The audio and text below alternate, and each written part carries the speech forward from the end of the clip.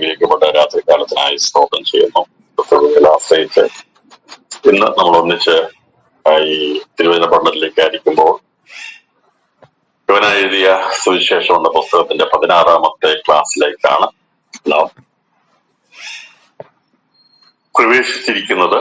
കഴിഞ്ഞ ദിവസം നമ്മൾ സത്യത്തിലും ആത്മാവിലും സത്യത്തിലുള്ള ആരാധനയെ കുറിച്ചാണ് ശമരിയ സ്ത്രീയോട് സംസാരിച്ചത്. അതേക്കുറിച്ച് നമ്മൾ ചിന്തിപ്പാനിടയായി. പിതാവാം ദൈവത്തെ സത്യ നമസ്കാരികൾ ആത്മാവിലും സത്യത്തിലും ആരാധിക്കും എന്നുള്ളത് യേശു കർത്താവോട് പറയുവാനിടയായി. നിലനിന്നിരുന്ന ജാതികീയ ആരാധനകളാകുന്ന ശമരിയ ആരാധനയും യഹൂദ പാരമ്പര്യത്തിന്റെ ദൈവം കൊടുത്തിരിക്കുന്ന യാഗങ്ങൾ, മറ്റുള്ള ആരാധനകളും, യെരൂശലേമിലെ ആരാധനയും അതിന്റെ സമയം കഴിഞ്ഞെന്നും ഇനിയുള്ള സമയം അത് സത്യത്തിലുള്ള സത്യ നമസ്കാരികൾ പിതാവാൻ ദൈവത്തെ ആത്മാവിലും സത്യത്തിലും ആരാധിക്കുന്ന സത്യാത്മാവിനെ ഭൂമിയിലേക്ക് അയക്കും. അതിന്റെ നാഴിക വരുന്നു. അതോടുകൂടി ഈ ലോകത്തിൽ സ്ഥാപിതമാകുന്നതായിരിക്കും ആത്മാവിലും സത്യത്തിലുമുള്ള ജീവനുള്ള ആരാധന എന്നാണ് കർത്താവ് ശമരിയ സ്ത്രീയോട് പറയാൻ കഴിയാത്തത്. ഈ ആരാധനയെ കുറിച്ച് അത് ജീവനുള്ള ആരാധനയാണ്, ബുദ്ധിയുള്ള ആരാധനയാണ് എന്നൊക്കെ നമുക്ക് ദൈവത്തിൽ കാണാൻ സാധിക്കണം. 12 സഹോദരന്മാരെ, ഞാൻ ദൈവത്തിന്റെ മനസ്സിൽ ഓർപ്പിച്ച് നിങ്ങളെ പ്രബോധിപ്പിക്കുന്നു. നിങ്ങൾ ബുദ്ധിയുള്ള ആരാധനയായി നിങ്ങളുടെ ശരീരങ്ങളെ ജീവനും വിശുദ്ധിയും ദൈവത്തിന് പ്രസാദവുമുള്ള യാഗമായി സമർപ്പിക്കുകയും. അപ്പോൾ നിങ്ങൾ ബുദ്ധിയുള്ള ആരാധനയായി നിങ്ങളുടെ ശരീരങ്ങളെ ജീവനും വിശുദ്ധിയും ദൈവത്തിന് പ്രസാദമുള്ള യാഗമായി സമർപ്പിക്കും. അപ്പൊ യേശുക്രിസ്തു ശരീരയാഗമായി, വിശുദ്ധിയുള്ള യാഗമായി അവൻ നമുക്ക് വേണ്ടി വാസ്തവമായും തന്നെത്താൻ സമർപ്പിച്ചു. അവൻ യാഗമായി തീർന്നു. നമ്മളിവിടെ യാഗമായിട്ട് നമ്മളെ സമർപ്പിക്കേണ്ട ആവശ്യമില്ല. എങ്ങനെ ശരീരത്തെ നമ്മൾ യാഗത്തിന് വേണ്ടി ഏൽപ്പിച്ചു കൊടുക്കണമെന്നാൽ ആത്മീയ യാഗമാണ് പുതിയ നിയമ ദൈവസഭയ്ക്ക് തന്നിരിക്കുന്നത്. അതിന്റെ നിഴലായിട്ടാണ് ഇസ്ഹാക്കിന്റെ യാഗത്തിൽ ഇസ്ഹാക്കിനെ യാഗം കഴിക്കുവാൻ ദൈവം സമ്മതിച്ചില്ല. അപ്പോൾ ആത്മീയ യാഗം കഴിക്കത്തക്കവണ്ണമുള്ള യോഗ്യത വർക്കമാക്കി നമ്മളെ തീർത്തു. നമ്മൾ ജീവനും വിശുദ്ധിയുമുള്ള ശരീരങ്ങളെ ജീവനും വിശുദ്ധിയും ദൈവത്തിന് പ്രസാദമുള്ള യാഗമായിട്ട് സ്വല്പം നിർജീവമായിരിക്കുന്ന ആരാധനയല്ല. അത് പരിച്ഛേദന ശരിക്ക് ഹൃദയത്തിൽ വന്നു കഴിയുമ്പോൾ നമ്മുടെ ശരീരം ദൈവത്തിന് പ്രസാദമുള്ള, ജീവനുള്ള, വിശുദ്ധിയുള്ള യാഗമായി സമർപ്പിക്കപ്പെടും എന്നാണ് ഇവിടെ രേഖപ്പെടുത്തിയിരിക്കുന്നതിന്റെ രക്തചുരുക്കം. ഇതേക്കുറിച്ച് ഇസ്രായേൽ ദൈവം ഭാവികാല സംഭവത്തോടുള്ള ബന്ധത്തിൽ പറഞ്ഞത് ഒരു സമയം വരും. അത് സമയം വരുന്നത് അവർക്ക് യഥാർത്ഥത്തിലുള്ള പരിച്ഛേദന കഴിയുമ്പോഴാണ് എന്നുള്ളത് ദൈവം പറഞ്ഞത്. അവർ കൊടുത്തിരുന്ന ജഡപരമായിട്ടുള്ള ആരാധന, അവര് കഴിച്ചുകൊണ്ടിരുന്നവര് വെള്ളം കൊണ്ട് ശരീരം കഴുകി മുഖം കഴുകി അവർ ആരാധന കയറുമായിരുന്നു. അവര് പുരുഷന്മാരൊക്കെയും പരിച്ഛേദന 8ാം ദിവസം ഏൽക്കുമായിരുന്നു. അങ്ങനെ പുറമെയുള്ള പരിച്ഛേദനയും ശുദ്ധീകരണമായിരുന്നു പഴയ നിയമത്തിൽ ഉണ്ടായിരുന്നത്.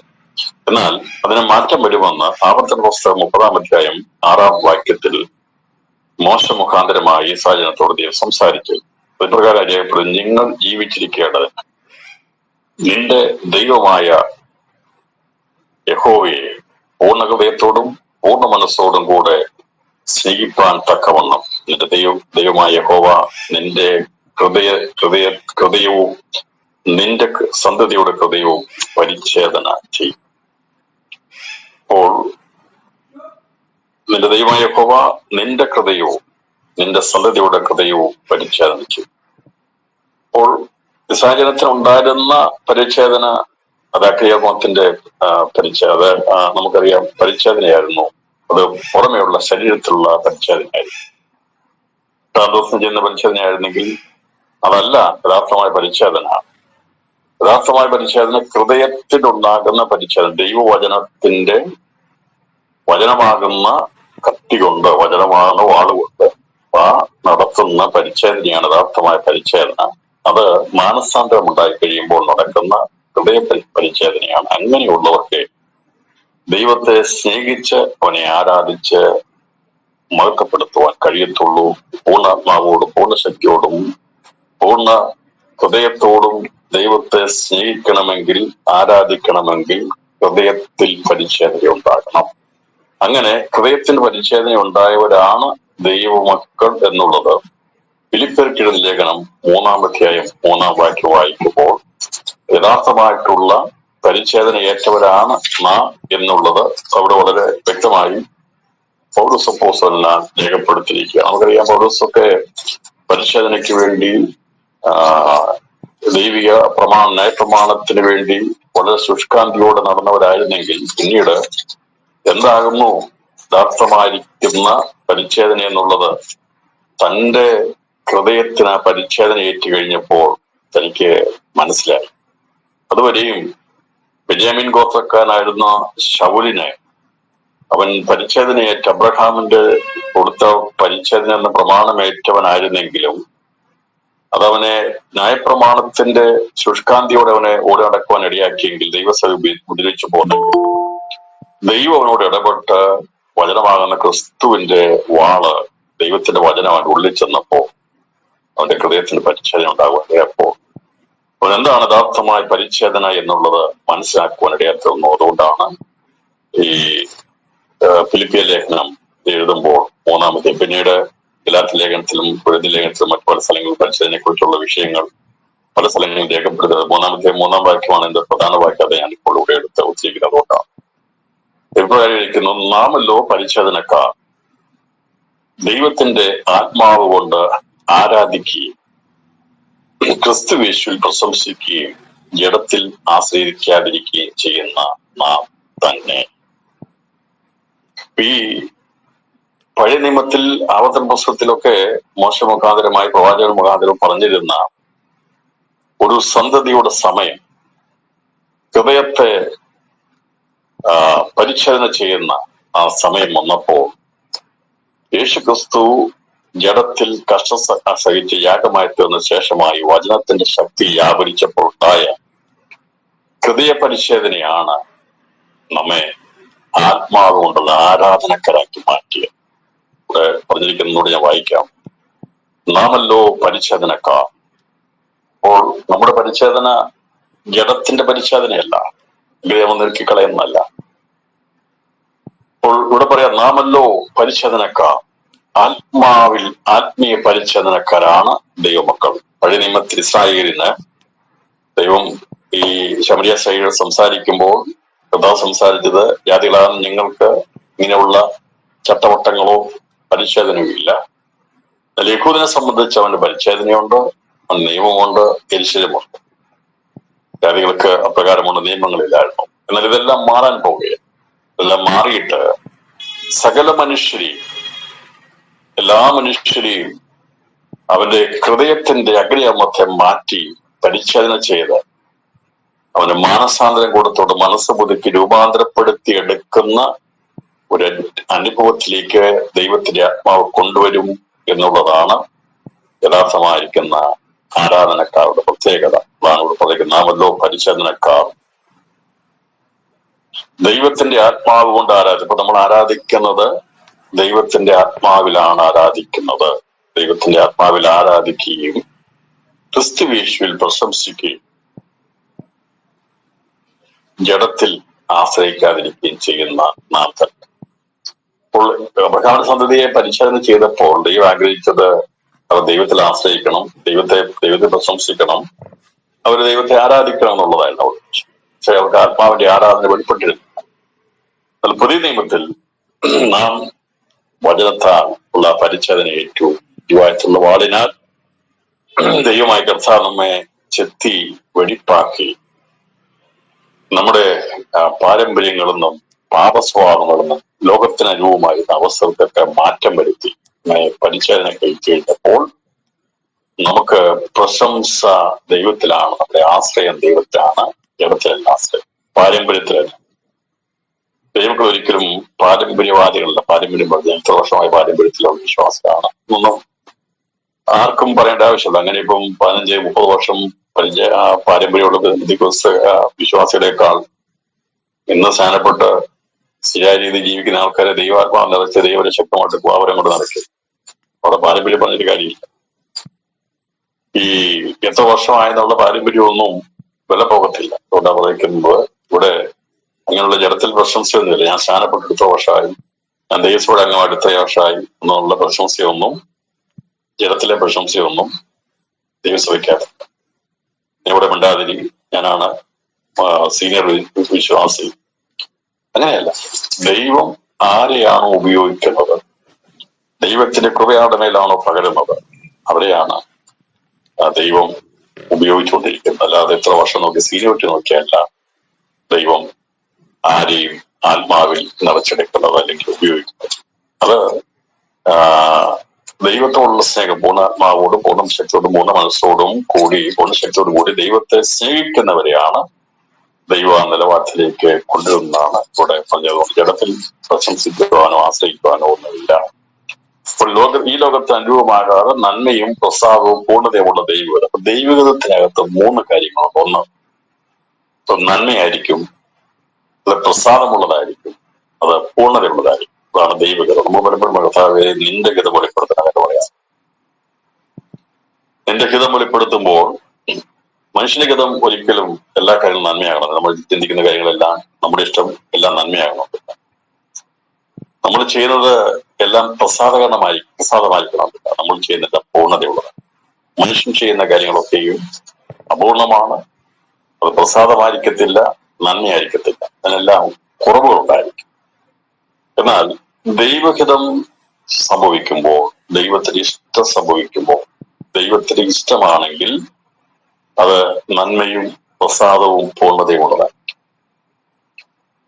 അപ്പോ ഒരുപക്ഷെ നമ്മൾ ആ ദൈവത്തിന്റെ ഇഷ്ടത്തിന് വേണ്ടി ഏൽപ്പിച്ചു കൊടുക്കുമ്പോൾ നമ്മൾ ഉദ്ദേശിക്കുന്ന പോലെ നന്മയൊന്നും കാണത്തില്ല. അപ്പം ദൈവം അബ്രഹാമിനെ പരീക്ഷിച്ചപ്പോൾ അവനെ ദോഷങ്ങളായി പരീക്ഷിച്ചില്ല. പക്ഷെ പ്രാരംഭ സമയം ചിന്തിക്കുമ്പോൾ അത് തിന്മയല്ലേ എന്നൊക്കെ വിചാരിക്കും. പക്ഷെ അത് നന്മയായിരുന്നു, ദൈവത്തിന് പ്രസാദമായിരുന്നു. എല്ലാവരും അറിഞ്ഞത് പ്രസാദമാകത്തില്ല, പക്ഷെ ദൈവത്തിന് പ്രസാദമായി. ഈ ഇസ്ഹാക്കിനെ യാഗം കഴിക്കാൻ കൊണ്ടുപോകുന്നത് വേലക്കാരറിഞ്ഞിരുന്നെങ്കിൽ പ്രസാദം അവർക്ക് ഇഷ്ടപ്പെടുവായിരുന്നു. ഇഷ്ടപ്പെടത്തില്ല, സാധാരണ ഇഷ്ടപ്പെടത്തില്ല. അപ്പോൾ അത് ഒരിക്കലും പൂർണ്ണതയുള്ളതാകത്തില്ലായിരുന്നു, അപൂർണമായി തീർന്നു. അവര് പോകുമ്പോൾ അപൂർണമായിട്ടാ പോകുന്നത്. ആടില്ല, യാഗം കഴിപ്പാണ്, ആരാധനയ്ക്കുള്ള കത്തിയും വെറും തീയും ഉണ്ട്, പക്ഷെ പൂർണ്ണതയുള്ളതായിരുന്നില്ല. ഇവിടെ ആട് കൂടിയില്ലായിരുന്നു. എന്നാൽ യാഗവസ്തു കൂടിയില്ലാതെ പോകുമ്പോൾ അബ്രഹാം അറിയായിരുന്നു പൂർണ്ണതയുള്ളതാ, ദൈവതമാണ്. അതുകൊണ്ട് പൂർണ്ണതയുള്ള ഒരു യാഗം കഴിക്കാൻ വേണ്ടിയാണ് അബ്രഹാം ദൈവത്തെ സ്നേഹിച്ചുകൊണ്ട് പൂർണ്ണ മനസ്സോടും പൂർണ്ണാത്മാവോടും പൂർണ്ണശക്തിയോടും കൂടി അതേ പോകുമ്പോൾ. അത് ഞാൻ പറഞ്ഞല്ലോ, മറ്റുള്ള മുമ്പിൽ അത് പ്രസാദമാകത്തില്ല, അറിഞ്ഞാൽ അത് ഒരിക്കലും അവർക്ക് പ്രസാദമാകത്തില്ല, നന്മയാണെന്ന് പറയത്തില്ല, അതൊരിക്കലും തികവുള്ളതാണെന്ന് പറയത്തില്ല. എന്നാൽ ദൈവഹിതമായതുകൊണ്ട് അത് നന്മയായിരുന്നു, പ്രസാദമായിരുന്നു, പൂർണ്ണതയുള്ളതായിരുന്നു. ഇതാണ് ഞാൻ ആരാധനയ്ക്ക് ഉദാഹരണമായിട്ട് ഇവിടെ പഴയ നിയമത്തിനടുത്ത് പ്രസ്താവിക്കുന്നത്. അപ്പോൾ കർത്താവിന് വേണ്ടി ഇറങ്ങിത്തിരിക്കുമ്പോൾ ലോകത്തിന് അനുഭവമാകാതെ ഒരുവൻ അതിൽ നിന്ന് ലോകത്തിൽ നിന്ന് വേർപെട്ട് കഴിയുമ്പോൾ മറ്റുള്ളവർക്ക് അതൊരു തിന്മയായിരിക്കും, മറ്റുള്ളവർക്ക് അത് അവർക്ക് ഇഷ്ടമില്ലായ്മയായിരിക്കും, മറ്റുള്ളവർക്ക് അത് അപൂർണതയായിട്ട് തോന്നും. കാരണം നമ്മുടെ ദൈവമക്കളെ നോക്കുമ്പോൾ നമുക്കൊന്നും പ്രശംസിപ്പാൻ പറയാൻ സ്ഥലങ്ങളൊന്നുമില്ല. വലിയ ഹോളുകൾ ചൂണ്ടിക്കാട്ടി ഇതാണ് ഞങ്ങളുടെ ആരാധനസ്ഥലം എന്ന് പറയാനോ ലൈറ്റ് ഇട്ട വലിയ ഇലുമിനേഷൻ പ്രവൃത്തികളോ ഒന്നും നമുക്ക് കാണിക്കാനില്ല. വിചാരിക്കും ഇതൊക്കെ വിട്ടുതിരിഞ്ഞ് പോകുമ്പോൾ നമ്മൾ അപൂർണതയുള്ളവരാണെന്ന് വിചാരിക്കും. ഒന്നുമില്ലാത്ത, പക്ഷേ ദൈവഹിതം നമുക്കറിയാം. പുറമെയുള്ള ഡെക്കറേഷൻസോ പുറമെയുള്ള ബിൽഡിങ്ങോ പുറമെയുള്ളതൊന്നുമല്ല, നാം സ്വർഗീയമായാണ് കാക്ഷിക്കുന്ന സ്വർഗീയമായിട്ടുള്ള വിളിയാണ്.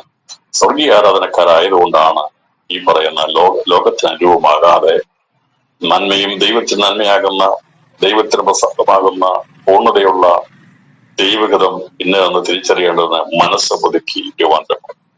ഈ മനസ്സ് പുതുക്കും തോറും നമ്മുടെ മനസ്സിനെ പുതുക്കുന്നതാണ് ദൈവവചനം.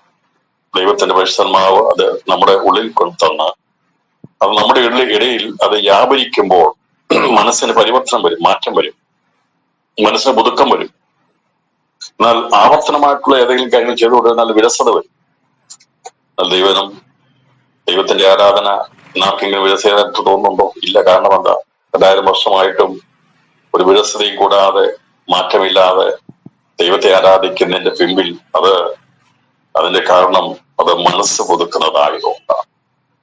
കോടിക്കണക്കിന് ആൾക്കാരുടെ ഹൃദയത്തിന് പരിശോധന ചെയ്ത് മനസ്സ് പുതുക്കി ജീവനുള്ള ദൈവത്തെ ആരാധിച്ച് ഇന്നും അനേകരുടെ ഹൃദയങ്ങളെ അത് പരിശോധന ചെയ്യുകയും മനസ്സ് പുതുക്കി ജീവനും വിശുദ്ധിയുമുള്ള യാഗമായി അവരുടെ ശരീരത്തെ മാറ്റുവാനും ഇടയാറ്റും. ഒരു കാലത്ത് പാപത്തിന്റെ അവയവങ്ങളായി നമ്മുടെ ശരീരത്തിന്റെ അവയവങ്ങൾ പാപത്തിന്റെ ആയുധങ്ങളായി ഉപയോഗിക്കപ്പെട്ടതായിരുന്നു. എന്നാൽ നമ്മുടെ മനസ്സ് പുതുക്കി ഹൃദയത്തിന് പരിച്ഛേദന വന്ന് മനസ്സ് പുതുക്കി ദൈവവചനത്താൽ മനസ്സ് പുതുക്കപ്പെട്ടു കഴിഞ്ഞപ്പോൾ നമ്മുടെ ശരീരാവയവങ്ങൾ ഇപ്പോൾ തിന്മയ്ക്ക് വേണ്ടിയുള്ളതല്ല, നന്മയ്ക്കുള്ളതായി തീരുവാനിടയാക്കും. ഇതാണ് യഥാർത്ഥമായ ആരാധന. അതേക്കുറിച്ചാണ് ഈ ശമരിയ സ്ത്രീയോട് ദൈവം അവിടെ സംസാരിച്ചത്. അപ്പോൾ ദൈവം പറഞ്ഞത് പഴയ നിയമത്തിൽ മോശയൊക്കെ പറഞ്ഞിരുന്ന പ്രവചനത്തെക്കുറിച്ചും ആരാധനയെക്കുറിച്ചും ഒക്കെ കാര്യങ്ങൾ ഹിന്റ് അല്ലെങ്കിൽ സൂചന ദൈവം ശമരിയ സ്ത്രീയോട് സംസാരിച്ചിരുന്നു. ഞാൻ പറഞ്ഞത് മുഴുവനും രേഖപ്പെടുത്തിയിട്ടില്ല. ശമരിയ സ്ത്രീയോട് സംസാരിച്ച മുഴുവൻ വാക്കുകളും മുഴുവൻ കാര്യങ്ങളും ഇവിടെ രേഖപ്പെടുത്തിയിട്ടില്ല. എന്നാൽ ഈ സംസാരത്തിനകത്ത് ഇതെല്ലാം കടന്നു വന്നപ്പോൾ അവൾക്ക് മനസ്സിലായി ഈ സംസാരിക്കുന്നതിന്റെ അകത്തെല്ലാം ദൈവവചനത്തിന്റെ വ്യാപ്തിയുണ്ട്. അവൾ അറിഞ്ഞിരിക്കുന്ന പല കാര്യങ്ങളെയും തൊട്ടുണർത്തി സംസാരിച്ചു. അവൾ ചെയ്തതെല്ലാം അവളോട് സംസാരിച്ചു. അവൾക്ക് അറിയാൻ കഴിയാത്തത് സംസാരിച്ചു. അവളോട് അവൾ അറിയാവുന്നതിനെ ദൈവം പരിപോഷിപ്പിച്ച് സംസാരിപ്പാട്ടിടയാത്തത്. അതാണ് അവളോട് സംസാരിച്ചപ്പോൾ സംഭവങ്ങൾ. ഒന്ന്, അവൾ ആരാണെന്നുള്ളത് ദൈവം വെളിപ്പെടുത്തി കൊടുത്തു. അവൾ ചെയ്തതൊക്കെ അവളോട് അറിയിച്ചു കൊടുത്തു. രണ്ട്, അവൾക്ക് അറിയാൻ കഴിയാതിരുന്നതിനെ ദൈവം വെളിപ്പെടുത്തി കൊടുത്തു. മൂന്ന്, അവൾക്ക് അറിയാമായിരുന്ന അല്ലെങ്കിൽ കേട്ടുകേൾവി ഉണ്ടായിരുന്നതിന്റെ യഥാർത്ഥമായ ആലോചന എന്താണെന്ന് ദൈവം അവൾക്ക് വെളിപ്പെടുത്തി കൊടുക്കാൻ കഴിയാത്തത്. അത് അങ്ങനെ സംസാരിച്ചുകൊണ്ടാണ് ഈ 25-ാം വാക്യത്തിൽ 4-25-ാം വാക്യത്തിൽ പറയുന്നത്, സ്ത്രീ അവനോട് മശിഹ എന്ന് വെച്ചാൽ ക്രിസ്തു വരുന്നു എന്ന് ഞാൻ അറിയുന്നു. അവൻ വരുമ്പോൾ സകലവും അറിയിച്ചു തരും എന്ന് പറഞ്ഞു. യേശുവോട് നിന്നോട് സംസാരിക്കുന്ന ഞാൻ തന്നെ മശിഹ എന്ന് പറഞ്ഞു. അപ്പോൾ ക്രിസ്തുവിനെ പല സ്ഥലങ്ങളും വെളിപ്പെടുത്തിയെന്ന് പറഞ്ഞപ്പോ എന്തുകൊണ്ടാണ് ശമരിയ സ്ത്രീയുടെ അടുത്ത് ദൈവം നേരിട്ട് പറഞ്ഞത് ഞാൻ ആ മശിഹ എന്ന്? ദൈവം അങ്ങനെ ചില പ്രത്യേക ആൾക്കാരുടെ അടുത്ത് വെളിപ്പെടുത്തി കൊടുത്തു. ഭൂതങ്ങൾ വിട്ടുപോകുമ്പോഴൊക്കെ യേശു ആരാണെന്ന് അറിയിക്കാതെ ശാസിച്ചു വിട്ടപ്പോൾ മിണ്ടുകൾ വന്നിട്ടു. അതിന് പുറകിൽ കാരണമുണ്ട്. ഈ ശമരീയരുമായിട്ട് യഹൂദന്മാർക്ക് സമ്പർക്കമില്ലാത്തതുകൊണ്ട് ഇവര് പറയുന്നത് അവർ അംഗീകരിക്കത്തില്ല. യേശു ക്രിസ്തുവാണെന്നോ മശിഹയാണെന്നോ എന്ന് ശമരിയ സ്ത്രീ പറഞ്ഞായിരുന്നു. യഹൂദന്മാർ അംഗീകരിക്കും.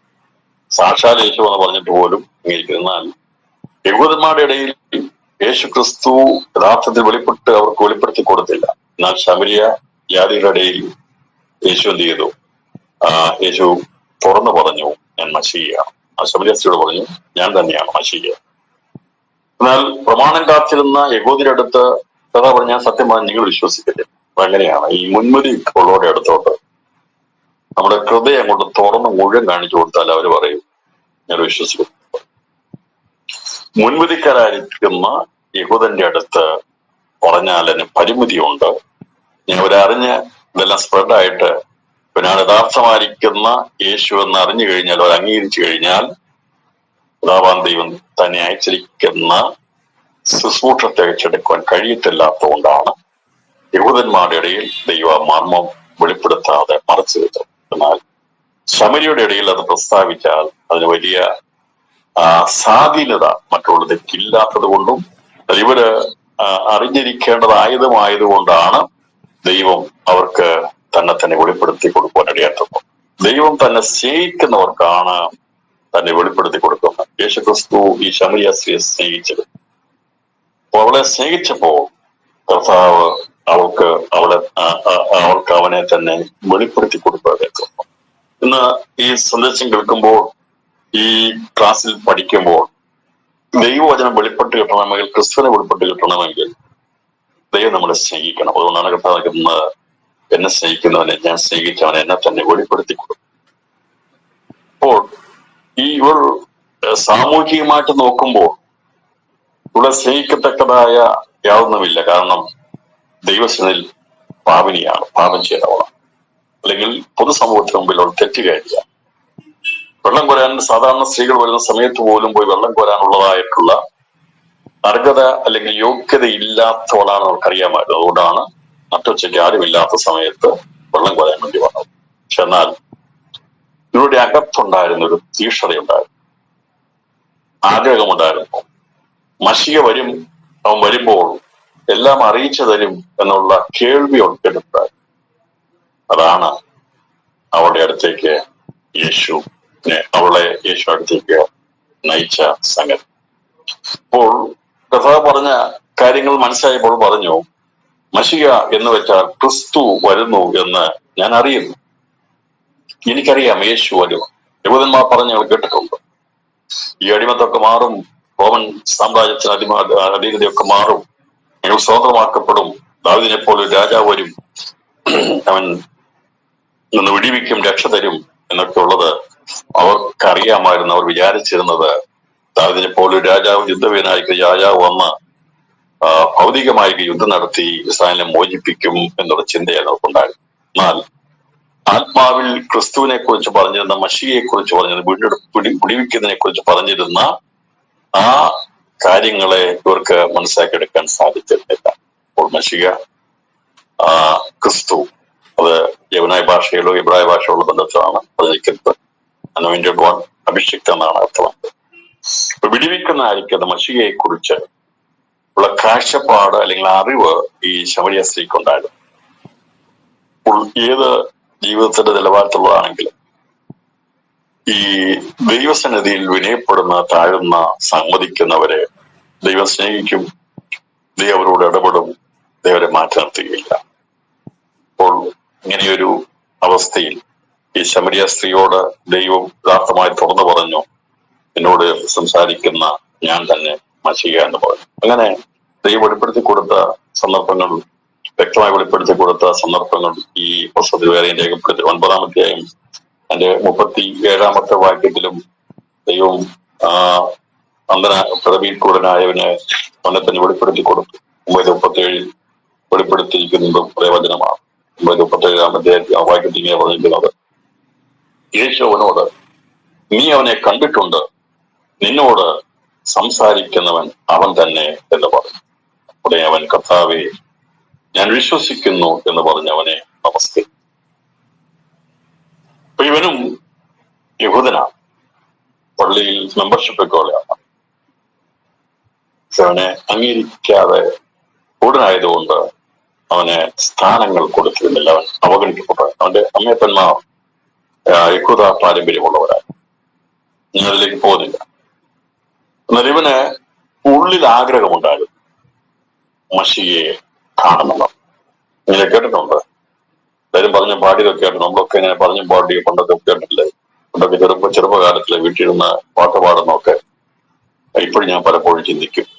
പല സ്ഥലങ്ങളിലൂടെ പോകുമ്പോൾ നമ്മൾ പാടിയതും മറ്റുള്ള വീടുകളിൽ പാടുന്ന പാട്ടൊക്കെ നമ്മൾ കേട്ടു. ആ പാട്ടുകളൊക്കെ എന്തായാലും നമ്മൾ അന്നേരം ഒന്ന് മനസ്സിലായി. എന്നാൽ ഇപ്പോഴത് കാകളം ധ്വനിക്കാറായി, കാകളം കാതുകൾ കേട്ടിടാൻ സമയമായെന്നൊക്കെ പാട്ടുകളൊക്കെ ഞാൻ പാടിയിട്ട് ഞങ്ങളിപ്പോ കേട്ടിട്ടുണ്ട്. നമ്മൾ പാടിയിട്ടുള്ള കാകളം കാതുകൾ കേട്ടിടാൻ സമയം. ഇതൊക്കെ കേൾക്കുമ്പോൾ എന്താണെന്ന് അറിയത്തില്ല, എന്താണെന്നും അറിയത്തില്ല. പക്ഷെ ഉള്ളിൽ ആഗ്രഹം ഉണ്ടാകും. ആ പാട്ടുകളൊക്കെ പാടി നമ്മൾ ദൈവത്തെ ആരാധിച്ചു. ഒരുപക്ഷെ നമ്മളൊക്കെ സാമുദായിക പശ്ചാത്തലത്തിലൊക്കെ ആയിരുന്നപ്പോഴും ക്രിസ്തീയ പാട്ടുകളൊക്കെ പാടിയിട്ടുള്ളവരാണ്. അതിന്റെ അർത്ഥമൊന്നും അറിയത്തില്ലായിരുന്നു. വീണ്ടുജനത്തെ കുറിച്ചോ മാനസാന്തരിക അഭിഷേകത്തെ കുറിച്ചോ മറ്റുള്ള കാര്യങ്ങളെ കുറിച്ച് അറിയത്തില്ല. എല്ലാ കാലഘട്ടങ്ങളിലും അല്ലെങ്കിൽ മറ്റു ജാതീയ പശ്ചാത്തലമായിരുന്നപ്പോഴും ഇങ്ങനെയുള്ള പാട്ടുകളൊക്കെ കേട്ടിട്ടുണ്ടെങ്കിൽ, ആ ദൈവനം കേട്ടിട്ടുണ്ടെങ്കിൽ നമുക്ക് മനസ്സിലാക്കില്ലെങ്കിലും അതെന്താണെന്ന് അറിയാനുള്ള ഒരു ആഗ്രഹമെങ്കിലും ഉള്ളിൽ എപ്പോഴെങ്കിലും തോന്നിയിട്ടുണ്ടെങ്കിൽ, വന്നിട്ടുണ്ടെങ്കിൽ അതെന്താണെന്ന് വെളിപ്പെടുത്തി കൊടുക്കും. അങ്ങനെയാണ് ഇവിടെ ഈ സന്ദർഭത്തിൽ നമുക്ക് കാണാൻ സാധിക്കുന്നത്, ഈ അന്ധനായിരിക്കുന്നവൻ, പിറവിയിൽ കൂടെ അയക്കുന്നവൻ ആരെയും കണ്ടിട്ടില്ല. പക്ഷെ അവൻ ആദ്യം കണ്ടത് അവനെ സൃഷ്ടിച്ചവനെ കാണാൻ പറ്റും. ഈശ്വരനോട് പറഞ്ഞു, നീ ദൈവത്തിൽ വിശ്വസിക്കുന്നു. അവൻ പറഞ്ഞു, എനിക്കറിയത്തില്ല. അവൻ യജമാനെ, അവൻ ആരാകുന്നു, ഞാൻ അവൻ വിശ്വസിക്കാമെന്ന് പറഞ്ഞു. യേശുവിനോട്, നീ അവനെ കണ്ടിട്ടുണ്ട്, എന്നോട് സംസാരിക്കുന്നവൻ അവൻ തന്നെ എന്ന് പറഞ്ഞു. എന്നോട് സംസാരിക്കുന്നു. ഇവിടെ ശമരിയാസിയോട് പറയുക, യേശുവിനോട്, നിന്നോട് സംസാരിക്കുന്ന ഞാൻ തന്നെ മശിഹ എന്ന് പറഞ്ഞു. എത്ര സ്നേഹത്തോടെയാണ്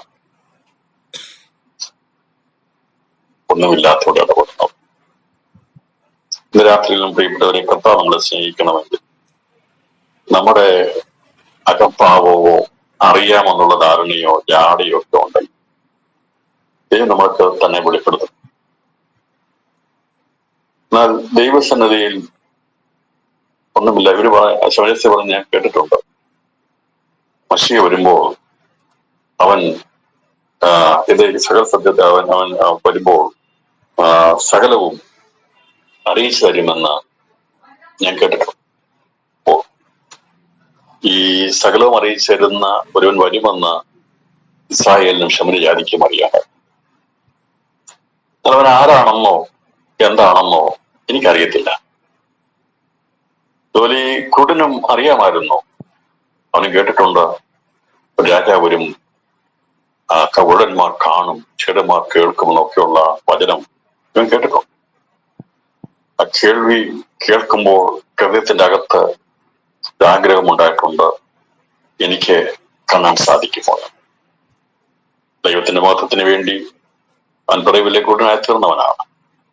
അവരോട് പറഞ്ഞു, അവൻ അമ്മയപ്പന്മാരോ ഇവനെ ഭാവം ചെയ്തിട്ടല്ല, ദൈവത്തിന്റെ മഹത്വം വെളിപ്പെടുക. ദൈവത്തിന്റെ മഹത്വം വെളിപ്പെട്ടവന് ദൈവത്തിന് വെളിപ്പെടുത്തി കൊടുക്കുവാനേ അത്. അതേ പ്രിയപ്പെട്ടവരെ, ദൈവത്തിന്റെ മഹത്വം വെളിപ്പെടുന്നിടത്താണ് ദൈവം അവനെ വെളിപ്പെടുത്തി തരും. എന്നാൽ ഈ രാത്രിയിലും ഈ ദൈവജനം കേൾക്കുമ്പോൾ ദൈവമഹത്വം നമ്മളിൽ വെളിപ്പെട്ടു. അതുകൊണ്ട് കർത്താവ് നമുക്ക് അവനെ വെളിപ്പെടുത്തി തരും. വിനയവും താഴ്മയും ദൈവസ്നേഹം ഏൽപ്പിച്ചു കൊടുക്കുകയും ചെയ്യുന്നവരോടാണ് ദൈവം ഇടപെടുന്നത്. ശമരിയാക്കാരിക്ക് സ്ത്രീ അവളെ വളരെ താഴ്മയോടെ കാര്യങ്ങൾ പറഞ്ഞു. ഞാൻ ഇങ്ങനെ കേട്ടിട്ടുണ്ട്, ഞാൻ അറിയുന്നു, മശിഹ എന്ന് വെച്ചാൽ ക്രിസ്തു വരുമ്പോൾ സകലവും അറിയിച്ചു വരുമ്പോൾ. അപ്പൊ ഇവർക്ക് മനസ്സിലായി, ഈ അറിയിച്ച് ഇങ്ങനെ ഓരോ കാര്യങ്ങൾ എടുത്തെടുത്ത് പറഞ്ഞ് ആരാധനയെക്കുറിച്ചും മറ്റു കാര്യങ്ങളെക്കുറിച്ചും ജീവനുള്ള വെള്ളത്തെക്കുറിച്ചും ഒക്കെ പറഞ്ഞപ്പോൾ മനസ്സിലായി, യേശുവിന്റെ വായിൽ നിന്ന് വരുന്ന തിരുവായ് മൊഴികൾ ഇങ്ങനെ വരുന്നത് കേട്ടപ്പോൾ ഇവിടെ മനസ്സിൽ പെട്ടെന്ന് മശിഹയെ കുറിച്ചുള്ള ചിന്ത വന്നു, ക്രിസ്തുവിനെ കുറിച്ചുള്ള ചിന്ത വന്നു. പറഞ്ഞു, ഇങ്ങനെ സകലം അറിയിച്ചു തരുന്ന ഒരു അഭിഷിക്തൻ ഈ നാട്ടിൽ, അതായത് ഈ കനാൻ ദേശത്ത് ഇസ്രായേലിൽ എഴുന്നേൽക്കുമെന്ന് ഞാൻ അറിയുന്നത്. അതാണ് അവളുടെ അടുത്ത കർത്താവ് ഈ സത്യം വെളിപ്പെടുത്തോടെ. ഞാൻ പറഞ്ഞുള്ള ഒന്നുകൂടി നമുക്ക് പറയാം. ചിലരുടെ അടുത്ത കർത്താവ് ദൈവത്താണെന്ന് വ്യക്തമായി വെളിപ്പെടുത്തി കൊടുത്തു. ഈ അന്ധനായിരുന്ന പിറവിക്കുണ്ടായതിനോട് പറഞ്ഞു, ഞാൻ ദൈവത്തെന്ന് പറഞ്ഞു. മറ്റാരോട് ചോദിച്ചപ്പോൾ കർത്താവ് പരസ്യമായി വെളിപ്പെടുത്തി കൊടുത്തില്ല. എന്നാൽ അവൻ പിടിക്കപ്പെട്ട് അവന് വിസ്തരിക്കുന്ന സമയത്ത് അവനെ കൊല്ലുവാനുള്ള എല്ലാ കരുക്കളും നീക്കിയ ശേഷമാണ് നീ വന്നിനായ ഇവന് പുത്രനായ ക്രിസ്തുവോ എന്ന് മഹാപുരോഹിതൻ ചോദിച്ചപ്പോൾ, ദൈവത്തെ ആണയിട്ട് ചോദിച്ചപ്പോൾ യേശു ഞാനായിരുന്നു. ദൈവത്തെ അറിയാമായിരുന്നു തന്റെ ശുശ്രൂഷ തയ്ക്കപ്പെടാൻ പോകുക. അവിടെ പരസ്യമായി പറഞ്ഞു, ഞാനാകുന്നു. അത് കേട്ടിട്ട് മഹാപുരോഹിതൻ എന്താ ചെയ്തത്? ഇന്ന് തന്നെ അവൻ വസ്ത്രം കീറി ദൈവദോഷം പറഞ്ഞു. ഞാൻ അതാണ് യഹൂദന്റെ സ്വഭാവത്തെ പറ്റി പറഞ്ഞു. യേശു ദൈവത്തിൽ നിന്ന് പരസ്യമായി യഹൂദരെടുത്ത് പറഞ്ഞാൽ അവര് അത് പരോക്ഷമായിട്ട് ദൈവം പറയുമ്പോൾ തന്നെ ഞാനിവിടെ ഒന്നാമെന്ന് പറയുമ്പോൾ തന്നെ കല്ലെറിയുന്നവല്ല. എന്നാൽ ശുശ്രൂഷ അവസാന സമയത്ത് കർത്താവ് അത് പരസ്യപ്പെടുത്തി. മഹാപുരോഹിതൻ പറഞ്ഞു, ഞാൻ തന്നെയാണ്. ഞാനായിട്ട് ചോദിച്ചു, നീ വന്നിനായ എന്റെ പുത്രനായിരിക്കുന്ന ക്രിസ്തുവോ എന്ന് ചോദിച്ചപ്പോൾ യേശു പറഞ്ഞു, ഞാൻ തന്നെയാണ്. അപ്പോൾ തന്നെ ചെയ്ത അരിശം കൊണ്ട് അല്ലെങ്കിൽ ദൈവദോഷം പറയുന്ന പറഞ്ഞുകൊണ്ട് അവൻ വസ്ത്രം കീറുകയും ചെയ്തു. ഇവിടെ ഈ പിറവിക്കുരുള് പറഞ്ഞപ്പോൾ അവൻ വീണ് നമസ്കരിച്ചു. കാര്യം മനസ്സിലായെന്ന് വിചാരിക്കുന്നു. എന്തുകൊണ്ടാണ് ക്രിസ്തു ചിലടത്ത് വെളിപ്പെടുത്തി, ചിലത് വെളിപ്പെടുത്താതെ കാരണം എന്താണെന്ന് രാത്രി മനസ്സിലായി വിചാരിക്കും. അപ്പൊ നമ്മൾ വിചാരിക്കും യേശു ഇങ്ങനെ ശമരിയ സ്ത്രീയോട് നേരിട്ട് പറയേണ്ട എന്തായിരുന്നു എന്നുള്ളത് ചിന്തിപ്പാൻ ഇടയാക്കി. ഇപ്പോൾ അന്നേരം തന്നെ യേശു എന്ന് പറഞ്ഞ കരം തല്ലിയോ പൊട്ടിച്ചില്ല. ഇവിടെ വെള്ളം കോരുവാൻ വന്നിരുന്ന ഇത് കേട്ട് കഴിഞ്ഞപ്പോൾ തന്നെ അവൾ എന്ത് ചെയ്തില്ല, അവൾ ഉടച്ച. കാരണം അവൾക്ക് വലിയ ഉടച്ചളയാൻ പാരമ്പര്യമൊന്നുമില്ല. മഹാപ്രഭുവിന് കീറിക്കളയാൻ ഒരു പാരമ്പര്യമുണ്ടായിരുന്നു. പറഞ്ഞാൽ അവന് പലതും ഉണ്ടായിരുന്നു. ഇട്ടിരുന്ന ആ പൗരോഹിത്യ വസ്ത്രം അവന്റെ ഔദ്യോഗിക വസ്ത്രമായിരുന്നു, ഔദ്യോഗിക വസ്ത്രമായിരുന്നു. അതവൻ കീറിക്കളഞ്ഞു. അത് ദൈവികതമായിരുന്നു. അതോടുകൂടി പൗരോഹിത്യം നീങ്ങിപ്പോയി എന്നുള്ളതിന്റെ വ്യക്തതയും വിളിക്കും. നമ്മുടെ പറഞ്ഞപ്പോ ഞാൻ തന്നെയാ മഷി എന്ന് പറഞ്ഞപ്പോ അല്ല എന്ന് അവൾക്ക് പറയാൻ കഴിയാത്ത വിധത്തിലായിരുന്നു യേശു ക്രിസ്തുവിന്റെ വാക്കുകളും പ്രവൃത്തികളും. അതുകൊണ്ട് ആണ് അവള് ഉടൻ തന്നെ അവളെന്ത് ചെയ്യുന്നത്, ഇത്രയും യേശു വെളിപ്പെടുത്തി കഴിഞ്ഞപ്പോഴാണ് ശിഷ്യന്മാർ ഭക്ഷണ സാധനങ്ങൾ വാങ്ങിക്കൊണ്ട് തിരിക്കുന്നത്. ഇന്നിപ്പം മനസ്സിലായല്ലോ, മശി എന്ന് വെളിപ്പെടുത്തിയപ്പോ അവളവിടെ പരസ്യത്തോടെ നീയാണോ എന്ന് പറഞ്ഞുകൊണ്ട് കല അവിടെ തല്ലിപ്പൊട്ടിച്ചില്ല. അന്നരായിരിക്കുന്ന ഗുരുടനോട് യേശു പറഞ്ഞു, ഞാൻ ആ ദൈവത്തെ പറഞ്ഞപ്പോ അവന്റെ പ്രവൃത്തി മനസ്സിലാക്കിയ അവന്റെ പാദവൃത്തൻ വീടുകളും നമസ്കരിച്ചു. ഞാൻ നിന്നെ വിശ്വസിക്കുന്നു. യേശു പറഞ്ഞു, ഞാൻ തന്നെയാ നിന്നോട് സംസാരിക്കുന്നത്, ഞാൻ തന്നെയാ ദൈവം. എന്ന് രാത്രിയിലും പ്രിയപ്പെട്ടവര്, ദൈവത്തെ വെളിപ്പെടുത്തുന്നത്, ദൈവം നമുക്ക് തന്നെ താൻ വെളിപ്പെടുത്തി തരുന്നത് നമ്മുടെ താഴ്മയിൽ ദൈവത്തിന്റെ സന്നിധിയിൽ വിനയപ്പെടുമ്പോൾ, നാം ദൈവസന്നിധിയിൽ അഹങ്കരിക്കാതിരിക്കുമ്പോൾ, മറ്റുള്ള സന്നിധിയിൽ അഹങ്കരിക്കാതിരിക്കുമ്പോൾ, താഴ്മയുള്ള ജീവിതങ്ങളിലാണ് ദൈവത്തിന്റെ ശക്തി പ്രകടമായി വരുന്നത്. അതുകൊണ്ട് ഇതിന് പഠിക്കുമ്പോൾ, പ്രധാന വചനം ധ്യാനിക്കുമ്പോൾ, ചിന്തിക്കുമ്പോഴൊക്കെ ഞാൻ ഒന്നുമില്ല ദൈവമേ എന്നുള്ള ഒരു സമർപ്പണത്തോടെ വേണം ദൈവപാതകൾ വരാനായി. ഇതിനകത്ത് നമുക്ക് എന്തെങ്കിലും ഉണ്ടോ?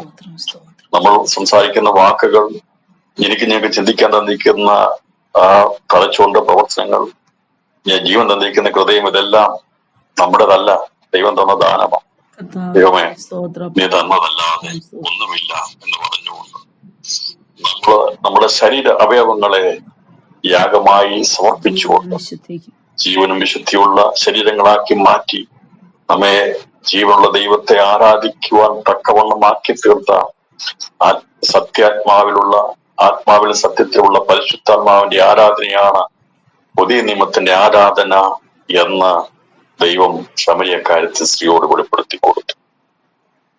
അതുകൊണ്ടാണ് പിന്നീട് ശമരിയയിൽ വചനം ചെന്നപ്പോൾ ഉൾക്കൊള്ളുവാൻ കഴിയാത്തത്. അതിലേക്കാണ് തുറന്നുള്ള പാരമ്പര്യമുള്ള സംസാരിച്ച വചനത്തിൽ നിന്ന് നമുക്ക് മനസ്സിലാകുന്നത്, ഏത് വ്യക്തിയാണെങ്കിലും ദൈവം എല്ലാവരെയും സ്നേഹിക്കുന്നു. എന്നാൽ പറയുന്ന കാര്യങ്ങളെ അത് സത്യമാണെന്ന് അറിയുമ്പോൾ അംഗീകരിക്കുന്നവരാണ് ദൈവം. അവരെയാണ് കർത്താവ് സ്നേഹിക്കുന്നത്. അപ്പോഴാണ് കർത്താവിന്റെ വെളിപ്പെടുത്തുന്നത്. ഇങ്ങനെ വെളിപ്പെടുത്തിയെങ്കിലും ഈ തുറന്നുള്ള കാര്യങ്ങൾ വായിക്കുമ്പോൾ എന്തുകൊണ്ടാണ് അവിടെ അങ്ങനെ സംസാരിച്ചുള്ള സംശയത്തിലേക്ക് നമ്മൾ ചിന്തിക്കും. അപ്പൊ ഇത് ഞാൻ പറഞ്ഞത് സത്യാത്മാവിന്റെ ആരാധന, പരിശുദ്ധാത്മാവിന്റെ ആരാധനയാണ്. അത് ജീവനും വിശുദ്ധിയുമുള്ള നമ്മുടെ ഈ ശരീരത്തെ യാഗമായി സമർപ്പിച്ചുകൊണ്ട് ദൈവത്തെ ആത്മാവിൽ പരിശുദ്ധാത്മാവിൽ ആരാധിക്കുന്ന ആരാധനയാണ് പുതിയ നിയമത്തിന്റെ ആരാധന. അത് വരുവാൻ സമയമായി. അത് സ്ഥാപിതമാക്കാൻ വേണ്ടി ആണ് ദൈവത്തിനായിരിക്കുന്ന മശിഹ ക്രിസ്തുവായിട്ട് പ്രത്യക്ഷപ്പെട്ടത് എന്നാണ് ഈ ശമരിയ സ്ത്രീയോട് കർത്താവ് പറഞ്ഞു തെളിയിച്ചത്. അപ്പോൾ അതിന്റെ 4-ാം അധ്യായം 1 മുതൽ അതിന്റെ 26 വരെയുള്ള വാക്യങ്ങൾ ഈ മശിഹ വരുമ്പോൾ അറിയിച്ചു തരേണ്ടതായിരിക്കുന്ന പ്രധാനപ്പെട്ട കാര്യങ്ങളെ കുറിച്ചുള്ള അറിവ് ഈ ശമരിയ സ്ത്രീക്ക് ദൈവം വെളിപ്പെടുത്തി കൊടുത്തു. ഇവിടെ വലിയൊരു പുരുഷാരോധന. ദൈവം സത്യം വെളിപ്പെടുത്താൻ വേണ്ടി ആയിരക്കണക്കിന് ആൾക്കാരൊന്നും വേണ്ട. ദൈവം സത്യം വെളിപ്പെടുത്താൻ വേണ്ടി ചുരുക്കം ആൾക്കാർ.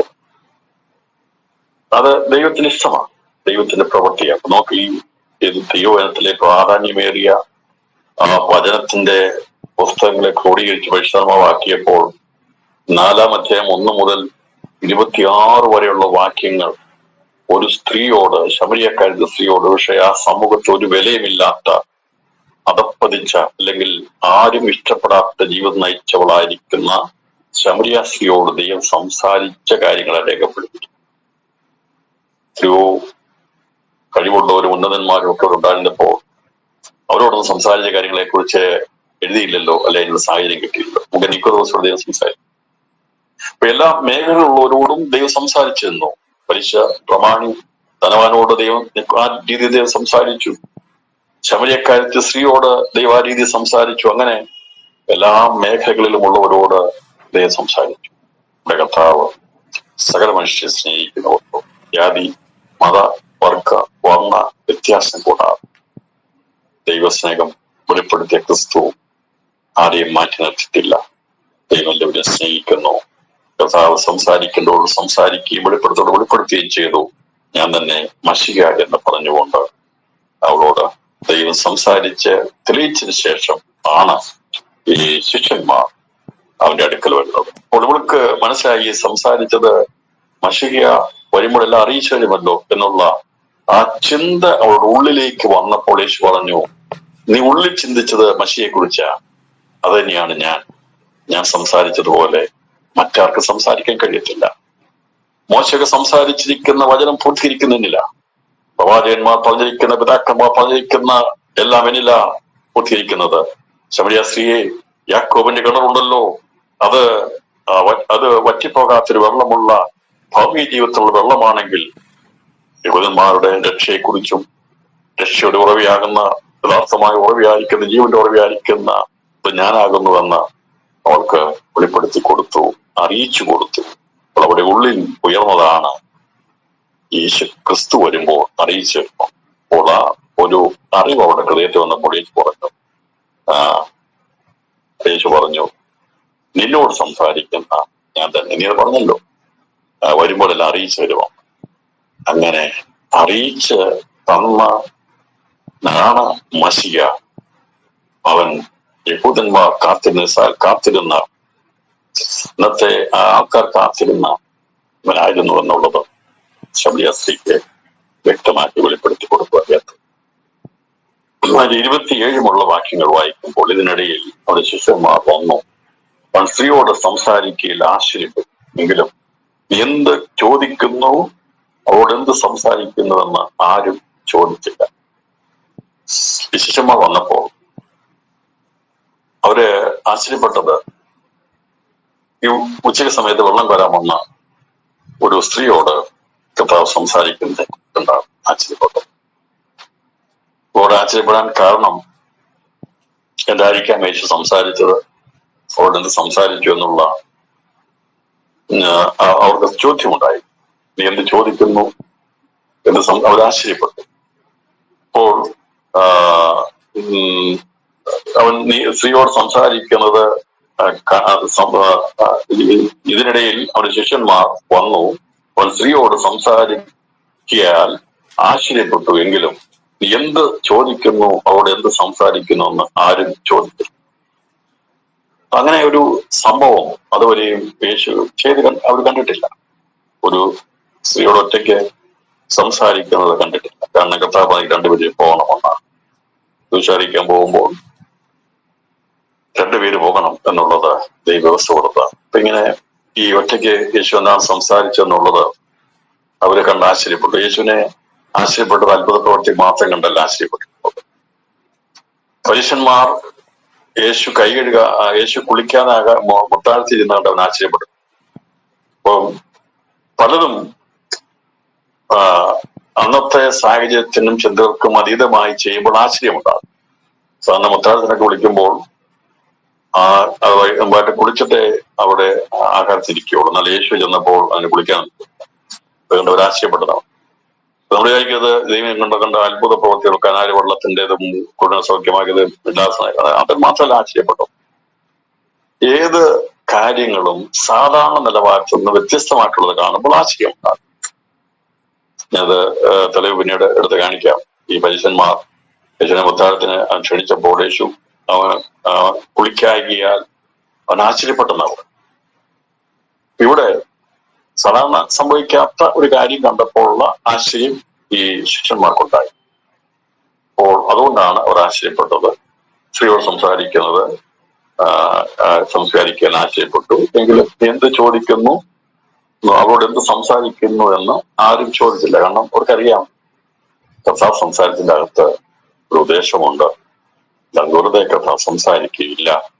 ഇവർ പോയ ശേഷമായി യേശു ഒറ്റയ്ക്ക് അവരോട് സംസാരിച്ചു. മറ്റുള്ളവർ ഉണ്ടായിരുന്നെങ്കിൽ ഇത്രമാത്രം ആഴങ്ങൾ വെളിപ്പെടുത്തി കൊടുക്കാൻ കഴിയത്തില്ലായിരുന്നു.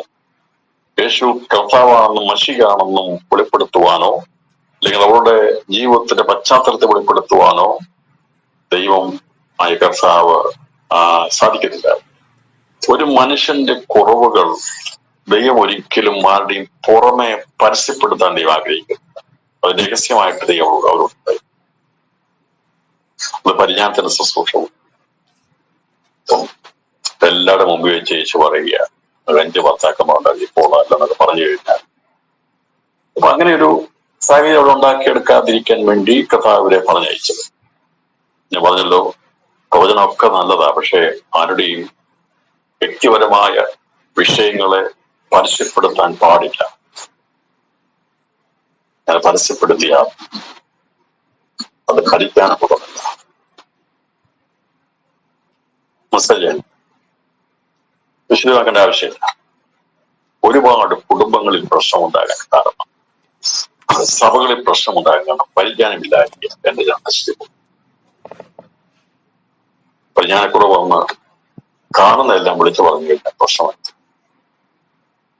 അത് അറിയിക്കേണ്ട സന്ദർഭങ്ങളിൽ അറിയിക്കേണ്ടതുപോലെ അറിയിക്കണം. പരസ്യമായി പറയേണ്ട കാര്യങ്ങളുണ്ട്, ശാസിക്കേണ്ട കാര്യങ്ങളുണ്ട്, അതുണ്ട്. എന്നാൽ ഒരാളുടെ വ്യക്തിപരമായിട്ടുള്ള ബലഹീനതകളെ, വിഷയങ്ങളെ ആരുടെ മുമ്പിൽ പരസ്യപ്പെടുത്താൻ പാടില്ല.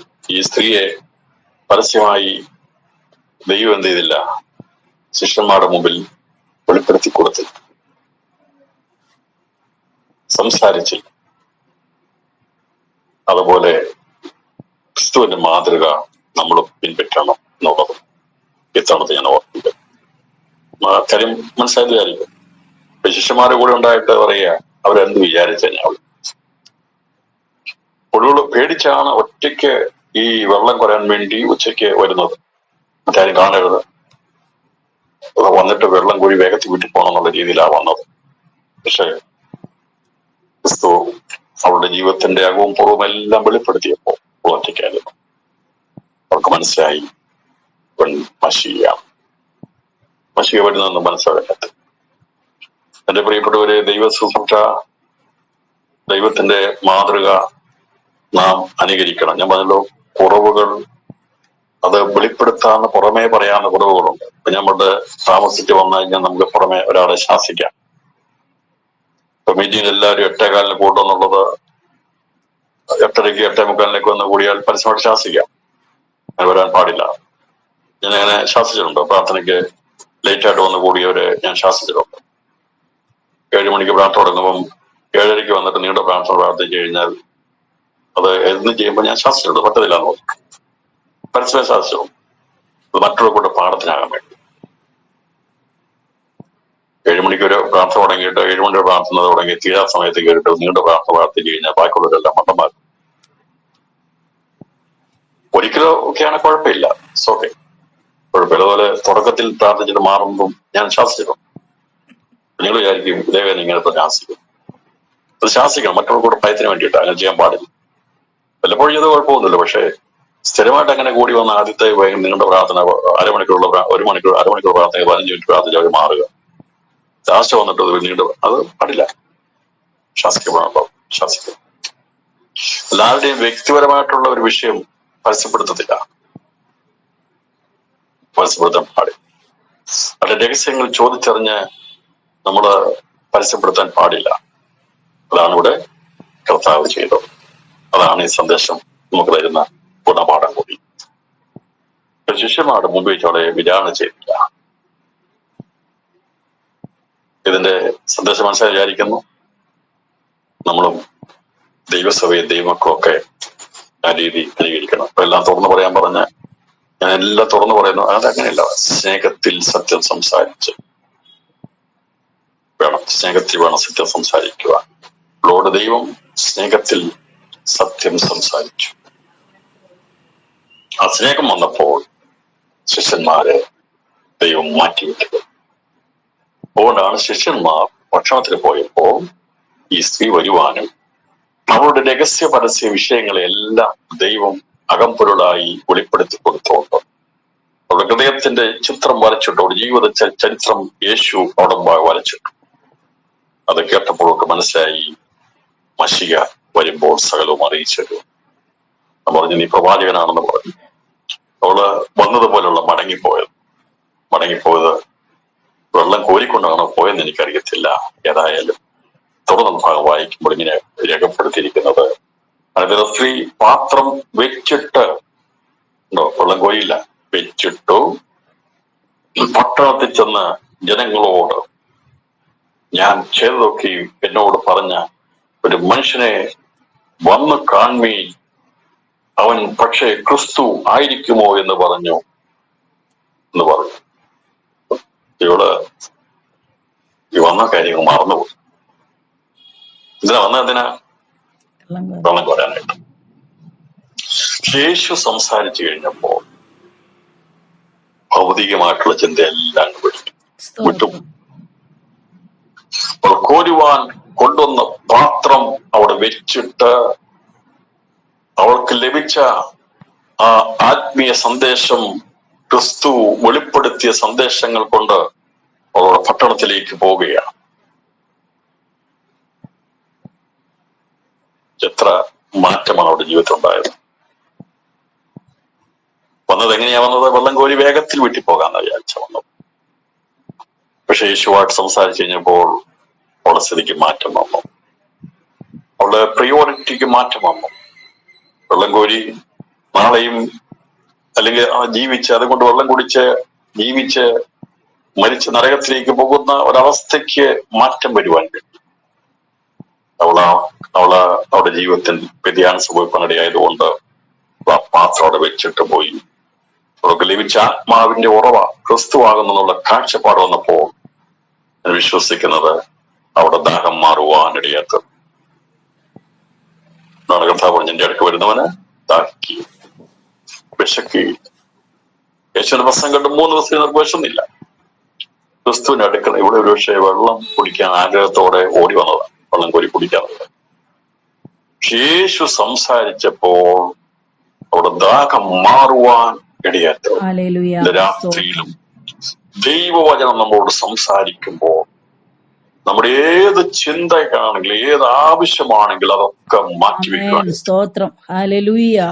നമ്മുടെ സ്ഥിതിക്ക് മാറ്റം വരുവാനിടയാണ്. ആ ഭൗമികമായിരിക്കുന്ന നമ്മുടെ ചിന്തയ്ക്ക് മാറ്റം, അവിടെ ദാഹം മാറി. ഇനി വീട്ടിൽ കുഞ്ഞുങ്ങള് വെള്ളത്തിന് വേണ്ടി കരഞ്ഞുകൊണ്ടിരിക്കുകയാണോ എന്താണെന്ന് എനിക്കറിയത്തില്ല. പക്ഷെ ഉച്ച സമയമാണ്, നല്ല ദാഹമുള്ള സമയം. യേശുവിന്റെ അടുക്കൽ യഥാർത്ഥമായി ക്രിസ്തുവിനോട് സംസാരിച്ച ഇതുപോലെ പാത്രം വെച്ചിട്ട് മടങ്ങിപ്പോകും. അങ്ങനെ ജോലി രാജിവെച്ചവരുണ്ട്. യേശു സംസാരിച്ചപ്പോൾ ജോലി രാജിവെച്ചവരുണ്ട്, ദൈവവേലയ്ക്ക് ഇറങ്ങിയവരുണ്ട്. പാരമ്പര്യം വിട്ടുകളഞ്ഞ് അതുകൊണ്ട് ഇറങ്ങിപ്പോയി. ഞാൻ പിന്നീട് പാത്രം എടുത്തോ ഇല്ലെന്ന് ഞാൻ പറഞ്ഞതിന്റെ അർത്ഥം പറയുന്നത് പ്രായോഗികമായിരിക്കുന്ന മാറ്റോടെ ജീവിതത്തിലുണ്ടായി. അവൾ വന്നത് വെള്ളം കോരുവാനാ വന്നെങ്കിൽ ക്രിസ്തു സംസാരിച്ചു കഴിഞ്ഞപ്പോൾ അവിടെ ജീവിതത്തിൽ ആകമാനമായ മാറ്റമുണ്ടായി. അവളെ പാത്രം കോരുവാൻ കൊണ്ടുവന്ന ആ വെള്ളം കോരുവാൻ കൊണ്ടുവന്ന പാത്രം വെച്ചിട്ട് അവൾ ഈ സന്ദേശം അറിയിക്കാൻ വേണ്ടി പട്ടണത്തിലേക്ക് ക്രിസ്തു വരുത്തുന്ന മാറ്റം വെറുതെ പറഞ്ഞല്ല. യേശു പറഞ്ഞത് എന്റെ അടുക്ക് വരുന്നത് ദാഹിക്കില്ല. ദാഹിച്ചോ? ഇല്ലല്ലോ. കഥ പറഞ്ഞല്ലേ, ഞാൻ തരുന്ന വെള്ളം കുടിക്കുന്നവന് ഒരു നാളം ദാഹിക്കും. അവന്റെ അർത്ഥം അവന്റെ ആത്മീയ ഭൗതിക ജീവിതത്തിന്റെ ആവശ്യങ്ങൾ നിറവേറ്റുവാൻ ദൈവം മതിയായതാണ്. പാത്രം വെള്ളം കോരുവാൻ അവൻ അനന്തരം സ്ത്രീ പാത്രം വെച്ചിട്ട് പട്ടണത്തിൽ ചെന്ന് ജനങ്ങളോട് ഞാൻ ചെയ്തൊക്കെയും എന്നോട് പറഞ്ഞ ഒരു മനുഷ്യനെ വന്നു കാണുമേ, അവൻ പക്ഷെ ക്രിസ്തു ആയിരിക്കുമോ എന്ന് പറഞ്ഞു. ഇപ്പോൾ ചെന്ന് ശമര്യ പട്ടണത്തിൽ എന്ന് പറയുകയാണ്. എന്ന് പറഞ്ഞറിയാവോ, ഇവള് പറഞ്ഞ വിലയുള്ളതല്ല. അതുകൊണ്ടാണ് അവള് പറഞ്ഞത്, അവിടെ ചെന്ന് ഞാൻ യേശുവിനെ കണ്ടു, നിങ്ങളെല്ലാം വന്ന് കാണാൻ പറഞ്ഞാൽ അവരംഗീകരിക്കരുത്. കാരണം അവൾ ആരാണെന്ന് അവർക്കറിയാം. അതുകൊണ്ട് അവള് കുറ്റസമ്മതം ചെയ്ത് പറയുക.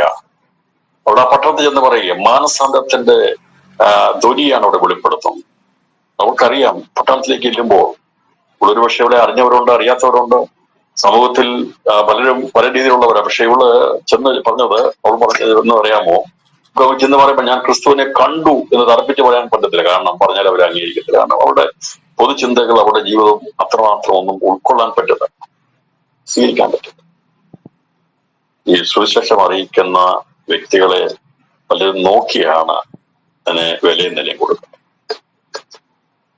എന്റെ പ്രിയപ്പെട്ടവര്, യേശു സന്ദേശം പറയുന്നത് പണ്ട് കാലങ്ങളൊക്കെ പല്ലില്ലാത്ത അപ്പച്ചന്മാരൊക്കെയാണ് സുവിശേഷം. ആ സന്ദേശം ദേശങ്ങളെ രൂപാന്തരപ്പെടുത്തിയിട്ടുണ്ട്. പറയുന്നവരുടെ സൗന്ദര്യമോ സ്ഥാനമോ മാനമോ ഒന്നുമായിരുന്നില്ല സുവിശേഷത്തിന്റെ ശക്തി. സുവിശേഷം വ്യക്തിയുടെ സാക്ഷ്യത്തിൽ നല്ല ശക്തി ആവരിക്കുന്നു. സമൂഹത്തിൽ വലിയ നിലയുള്ള ഒരാളെന്ന് പറഞ്ഞു കഴിഞ്ഞാൽ ഒരു പക്ഷെ സാധ്യത ഉണ്ടാകുന്നത് വിചാരിക്കുമായിരുന്നു. പണ്ട് കാലങ്ങളിൽ കവലകളിലൊക്കെ നിന്ന് പ്രസംഗിക്കുന്ന അപ്പച്ചന്മാരെ കണ്ടിട്ടുണ്ട്, ഞാൻ കണ്ടിട്ടുണ്ട്. അവർ പറയുമ്പോൾ ആരും ഒരുപക്ഷെ ശ്രദ്ധിക്കത്തില്ലായിരുന്നു. പക്ഷെ അവർ പറഞ്ഞ സന്ദേശങ്ങൾ പിൽക്കാലത്ത് ദേശത്തെ അനേക സുവിശേഷന്മാരാക്കി തീർക്കാൻ ഇടയായിട്ടുണ്ട്. ഈ ശമര്യക്കാരത്തെ സ്ത്രീ അവിടെ ഒന്നാമത് അവരുടെ ജീവിതത്തിന്റെ അവസ്ഥ അവൾ പറഞ്ഞു, ഞാൻ ചെയ്തൊക്കെ എന്നോട് പറഞ്ഞ, എന്റെ ചരിത്രം മുഴുവൻ പറഞ്ഞ ഒരു വ്യക്തിയെ ഞാൻ കണ്ടു. അവൻ ക്രിസ്തു ആണോ എന്ന് എനിക്ക് തറപ്പിച്ച് പറയാൻ കഴിയും. ഞാൻ പറഞ്ഞാൽ നിങ്ങൾ വിശ്വസിക്കത്തില്ല. അതുകൊണ്ട് ഒരു കാര്യം ചെയ്യും, അവർ പട്ടണത്തിൽ നിന്ന് ആയിരിക്കുമോ എന്ന് പറഞ്ഞു. അവർ പട്ടണത്തിൽ നിന്ന് പുറപ്പെട്ട് അവന്റെ അടുക്കൽ വന്നു. അതിനിടെ ശിഷ്യന്മാർ അവനോട്, റബി, ഭക്ഷിച്ചാലും എന്ന് അപേക്ഷിച്ചു. ഈ ചെന്ന് പറഞ്ഞപ്പോ തന്നെ ഈ പട്ടണക്കാരെല്ലാം യേശുവിന്റെ അടുക്കൽ വന്നു. ചെന്ന് അത്രമാത്രം വൈകാരികമായി അവർ സംസാരിച്ചു. ആ പട്ടണക്കാരെ ആ ഉച്ച സമയത്ത് ഏകദേശം നട്ടുച്ച കഴിഞ്ഞ് അത് 1 മണിയോട് എടുത്ത് നോക്കിക്കോ, ഏകദേശം 1/2 മണിക്കൂർ 1 മണിക്കൂർ. ഇവരെല്ലാവരും കൂടി വരണമെങ്കിൽ ഇവിടെ എങ്ങനെ പോയി അവിടെ സംസാരിച്ചത്? അതവരെ സ്വാധീനിക്കത്തക്ക വണ്ണമുള്ള രീതിയിലുള്ള സംസാരം. അതുവരെ അവൾക്ക് സാധ്യതയുള്ളവളായിരുന്നു. അപ്പോൾ പട്ടണത്തിൽ നമ്മളറിയാമല്ലോ, അതിശയമായ കാര്യം നടക്കുമ്പോൾ നമ്മൾ പറഞ്ഞാൽ അവിടെ എല്ലാവരും ആൾക്കാർ ഓടി വരും അല്ലേ? അവന്റെ കണ്ടക്ടിനോട് ഒരു പാമ്പുണ്ടെന്ന് പറഞ്ഞു കഴിഞ്ഞാൽ ആൾക്കാർ പറഞ്ഞാൽ എല്ലാവർക്കും പാമ്പിനെ കാണാൻ വേണ്ടി ഓടി വരും. ആശ്ചര്യകരമായ രീതിയിൽ ഈ യേശുവിനെ കണ്ടതും സംസാരിച്ചതുമായ കാര്യങ്ങൾ പട്ടണത്തിൽ ചെന്ന് അത് വൈകാരികമായ രീതിയിൽ വേണ്ട രീതിയിൽ പറഞ്ഞതുകൊണ്ടാണ് പട്ടണക്കാരെ അവർക്ക് സ്വാധീനിക്കാൻ കഴിയുന്നത്. അവർ പറഞ്ഞ ശബ്ദത്തിൽ അവർ കേട്ടു. അവർ പട്ടണത്തിൽ നിന്ന് ക്രിസ്തുവായിരിക്കുമോ എന്ന് പറഞ്ഞു. അവർ പട്ടണത്തിൽ ചെന്ന് ജനങ്ങളോട് ഞാൻ ചെയ്തതൊക്കെയും ജനങ്ങളോട് പറയുക, ഉറക്കെ പറയുക, ഞാൻ ചെയ്തതൊക്കെയും എന്നോട് പ്രസ്താവിച്ച ഒരുവൻ കണക്കിനോട് ഇരിപ്പുണ്ട്. ക്രിസ്തുവിനെ പ്രസംഗിക്കുക. ഈ ക്രിസ്തു വരുമ്പോൾ അറിയിച്ചു തരുമെന്നുള്ള ആ ദൂത് അവരുടെ മനസ്സിന്റെ അകത്തങ്ങ് തട്ടി. പട്ടണത്തിൽ നിന്ന് ഉറക്കെ വിളിച്ചു പറഞ്ഞു.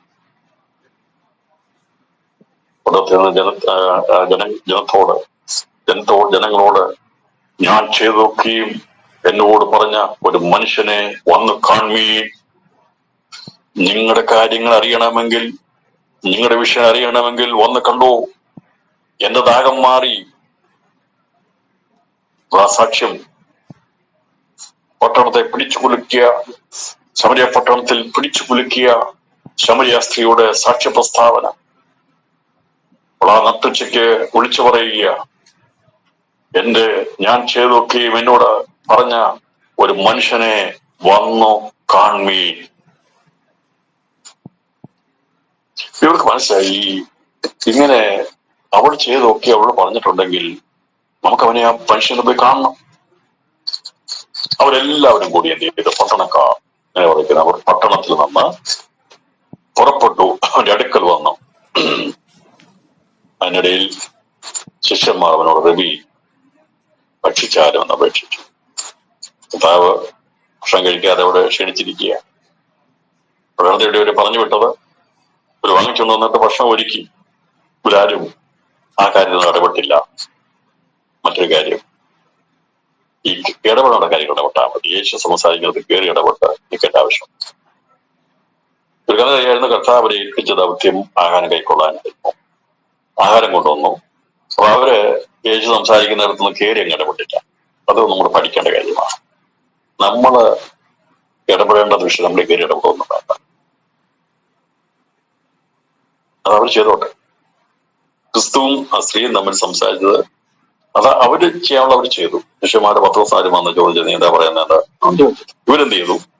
ഇവരെ ഏൽപ്പിച്ചത് ഭക്ഷണം ഉണ്ടാക്കട്ടെ, ആ ഭക്ഷണം ഉണ്ടാക്കേണ്ട കാര്യത്തിൽ അവർ ഇത് പറഞ്ഞു, റബി, ഭക്ഷിച്ചാലെന്ന് പറഞ്ഞു. അതിനവൻ, നിങ്ങൾ അറിയാത്ത ആഹാരം ഭക്ഷിപ്പാൻ എനിക്കുണ്ട് എന്ന് അപ്പോഴോട് പറഞ്ഞു. യേശുവാത്മാവിനോട് പറഞ്ഞു, നിങ്ങൾ അറിയാത്ത ആഹാരം ഭക്ഷിപ്പാൻ എനിക്കുണ്ട്. ക്രിസ്തുവിന്റെ ആഹാരം എന്താണെന്ന് നമുക്കറിയാം. അവനാണ് വചനം. നിങ്ങളറിയാത്ത ആഹാരം ഭക്ഷിപ്പാൻ എനിക്കുണ്ട് എന്നവരോട് പറഞ്ഞു. പക്ഷെ പറഞ്ഞു, നിങ്ങളറിയാത്ത ആഹാരം ഭക്ഷിപ്പാൻ എനിക്കുണ്ട്. നിങ്ങളറിയാത്ത ആഹാരം നിങ്ങൾ പട്ടണത്തിൽ വാങ്ങിച്ചുകൊണ്ട് വന്ന ഈ ആഹാരമുണ്ടല്ലോ. ഞാൻ വിചാരിക്കുന്ന ശമരിയ പട്ടണത്തിൽ നിന്ന് അവര് ഈ ആഹാരം വാങ്ങിച്ചുകൊണ്ട് വന്നത്. പക്ഷെ ഈ സ്ത്രീ അതിന് മുമ്പ് അവിടെ ചെന്ന് പ്രസംഗിച്ചില്ല. ഈ ശിഷ്യന്മാരോട് അവിടെ നിന്നപ്പോൾ പട്ടണത്തിൽ ചെന്നവര് ഇവര് പ്രസംഗിച്ചിരുന്നെങ്കിൽ, ഇവള് പോയി പറഞ്ഞിരുന്നെങ്കിൽ ശിഷ്യന്മാർ കണ്ടിട്ട് വലിയ വിഷയമായി മാറ്റി. അപ്പൊ അതൊക്കെ നടക്കേണ്ട സമയത്ത് ദൈവം നടത്തിപ്പോകും. ശിഷ്യന്മാരോട് വന്ന ശേഷമാണ് ഇവിടെ പോകുന്നത്, പാത്രം വെച്ചിട്ട് പോകും. ഈ പട്ടണമാണല്ലോ അടുത്ത പട്ടണം, അവിടെയാണല്ലോ ദൈവം അവരെ അയച്ചത്. അപ്പൊ ഈ പട്ടണത്തിൽ യേശു ശിഷ്യന്മാർ പോയി ഭക്ഷണം കൈക്കൊണ്ട് വന്നതിന് ശേഷമാണ് ഈ സ്ത്രീ അവിടെ പോയി ഈ സാക്ഷ്യം വിളിച്ചു പറഞ്ഞു. ഇപ്പൊ കഥ പറഞ്ഞു, നിങ്ങൾ അറിയാത്ത ആഹാരം ഭക്ഷിപ്പാൻ കൊണ്ട്. ഈ ആത്മാവാകുന്ന ശമരിയ സ്ത്രീ, ശമരിയ ദേശത്തെ ദൈവം ആഗ്രഹിച്ചിരുന്നു. അതായിരുന്നു അവന്റെ ആഹാരം. അപ്പൊ അവളോട് പറഞ്ഞ സന്ദേശം, ആ വചനം അവിടെ ഹൃദയത്തിൽ ഉൾക്കൊണ്ടു. പട്ടണം മുഴുവൻ വന്നു കണ്ടപ്പോൾ ദൈവം പറഞ്ഞു, നിങ്ങൾ അറിയാത്ത ആഹാരം എനിക്കുണ്ട്. ആ ദേശത്തെ പട്ടണത്തെ മുഴുവനും, അല്ലെങ്കിൽ ആ പട്ടണക്കാരെ മുഴുവനും ആകർഷിച്ചു കൊണ്ടിരുന്ന ആഹാരമാണ് ദൈവം ശമരിയ സ്ത്രീ കൊടുത്തത്. ദൈവത്തിൽ നിന്ന് പ്രാപിക്കുന്ന ആഹാരം, മറ്റാരും അറിയാത്ത ആഹാരം. അതാണ് നമ്മൾ പറയുന്നത്, ആരും അറിയാത്ത ശ്രേഷ്ഠ ഭോജനം. ആരും അറിയാത്ത ശ്രേഷ്ഠ ഭോജനം ആ ക്രിസ്തുവിന്റെ വാക്കുകൾ, യേശുവിന്റെ വചനങ്ങൾ. അത് ജീവിതങ്ങളെ ആത്മീയ ജീവിതത്തിലേക്ക്, നിത്യജീവങ്ങളിലേക്ക് അടുപ്പിക്കുന്നതാണ് ദൈവത്തിന്റെ വചനം, ദൈവത്തിന്റെ ആഹാരം. അപ്പത്തെ കുറിച്ച് കഥ പറഞ്ഞത്, ഈ ആഹാരം കൊള്ളുവാൻ വേണ്ടി ജോസഫിന്റെ പക്കൽ ആഹാരമുണ്ടെന്ന് അറിഞ്ഞപ്പോൾ മിസ്രൈം ദേശം മുഴുവനും, ലോകം മുഴുവൻ അവന്റെ അടുക്കൽ ആഹാരത്തിന് വേണ്ടി വന്നെങ്കിൽ, അവന്റെ പക്കൽ ആഹാരമുണ്ടെന്ന് അറിഞ്ഞ് വന്നെങ്കിൽ, ക്രിസ്തുവാകുന്ന യഥാർത്ഥമായിരിക്കുന്ന വചനമാകുന്ന അപ്പത്തിന്റെ അടുത്തേക്ക് ഒരുവൻ വന്നു കഴിഞ്ഞാൽ, മറ്റുള്ളവരെ പോഷിപ്പിക്കുന്ന, അവരെ നിത്യജീവികളിലേക്ക് നയിക്കുന്ന സാക്ഷാൽ അപ്പമാകുന്ന ക്രിസ്തുവിന്റെ വചനങ്ങൾ, അത് മറ്റുള്ളവരെ പോഷിപ്പിക്കത്തക്കതായിരിക്കും. ഇവരുടെ ദാഹവും വിശപ്പും എല്ലാം മാറി ഇവിടെ ഓടിച്ചെന്ന് ആ നട്ടുച്ച സമയത്ത് സുവിശേഷം ക്രിസ്തുവിനെ കുറിച്ച് പ്രസംഗിച്ചു. പട്ടണക്കാർ മുഴുവൻ വന്ന് പറഞ്ഞത് കണ്ടോ, നിങ്ങൾ അറിയാത്ത ആഹാരം ഭക്ഷിപ്പാൻ എനിക്കുണ്ട്. ഞാൻ തൃപ്തനാണ്, ഞാനിപ്പോൾ തൃപ്തനാണ്. ഞാൻ ഈ വചനം സംസാരിച്ചപ്പോ നമുക്കറിയാമല്ലോ, നമ്മള് ആഹാരം കഴിച്ച് നമ്മുടെ വയറാണ് അറിയുന്നത്. ഈ നല്ല സംസാരങ്ങൾ ഹൃദയം നിറഞ്ഞ് സംസാരിച്ച് കഴിയുമ്പോൾ നമ്മുടെ ഹൃദയം നിറയും, അല്ലേ? നല്ല സംസാരമൊക്കെ നമുക്കൊരു നല്ലൊരു സംസാരം കഴിയുമ്പോൾ നമ്മുടെ ഹൃദയം നിറയും, മനസ്സ് നിറയും. അതൊരു ആഹാരമാണ്. യേശോദ പറഞ്ഞത്, നിങ്ങൾ അറിയാത്ത ആഹാരം എനിക്കുണ്ട്, എന്റെ മനസ്സ് നിറഞ്ഞു ശിഷ്യന്മാരെ, എന്റെ ഹൃദയം നിറഞ്ഞു. നിറഞ്ഞ കവിയെന്ന ക്രിസ്തു പറയുക, ഈ പട്ടണക്കാരെ കണ്ടപ്പോൾ യേശു പറഞ്ഞു, എന്റെ ഹൃദയം നിറഞ്ഞു. നിങ്ങളറിയാത്ത ആഹാരമാണത്. യേശുവിന്റെ അടുക്കൽ ജീവിതങ്ങൾ വരുന്നത് നമ്മുടെ ദൈവത്തിന് സന്തോഷമാണ്, അവന്റെ നിറവാണ്. അവനെന്ന് പറഞ്ഞാൽ അത് കണ്ടിട്ട് അവൻ തൃപ്തിയാകും. അവന്റെ പ്രയത്നങ്ങളെ കണ്ട് തൃപ്തനായി തീരുമെന്ന് പറഞ്ഞതുപോലെ യേശുവിന്റെ സന്ദേശങ്ങൾ യേശുവിന്റെ അടുക്കിലേക്ക് ജീവിതങ്ങളെ കൊണ്ടുവരുമ്പോഴതാണ് വലിയ ആഹാരം. അത് തികവുള്ളതാണ്.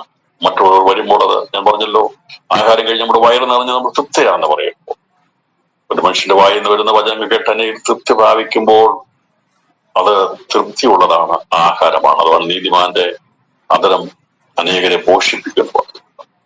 നീതിമാനായിരിക്കുന്ന ക്രിസ്തുവിന്റെ അതരം അനേകരെ പോഷിപ്പിക്കുവാനിടയാത്തത്. ആഹാരത്തെ കുറിച്ചാണ് യേശു പറഞ്ഞത്, നിങ്ങൾ അറിയാത്ത ആഹാരം എന്റെ കയ്യിലുണ്ടെന്ന്. നിങ്ങൾ ഉണ്ടാക്കുന്ന ആഹാരം അത് വയറു നിറയ്ക്കാനേ കഴിയത്തുള്ളൂ, ഈ ലോകത്തിന്റെ ജീവിതത്തിനെ കഴിയത്തുള്ളൂ. എന്നാൽ എന്റെ അതരത്തിൽ നിന്ന് പുറപ്പെടുന്ന എനിക്കുള്ള ആഹാരം, എന്റെ ആഹാരം, എനിക്ക് തന്നിരിക്കുന്ന ആഹാരം ജീവന്റെ ആഹാരമാണ്. അത് എന്റെ അതരങ്ങളിൽ നിന്ന് പുറപ്പെടുമ്പോൾ ആ വചനം എന്ത് ചെയ്യും? അനേകരുടെ നിത്യജീവന്റെ മൊഴികളായ നിത്യജീവന് കാരണമായി തീരും. അവരെ നിത്യജീവൻ ഓഹരിക്കാരാക്കി മാറ്റുന്നതാണ് ദൈവത്തിന്റെ വചനമാകുന്ന ആഹാരത്തിന്റെ പ്രത്യേകത. അതാണ് ശിശുമാർ നിങ്ങൾ അറിയാത്ത ആഹാരം എനിക്കുണ്ട്, ലഭിച്ചിട്ടുണ്ട്, പശുവാനിക്കുണ്ട്. പറഞ്ഞ കേട്ടാൽ ഞാനത് ഭക്ഷിക്കുക.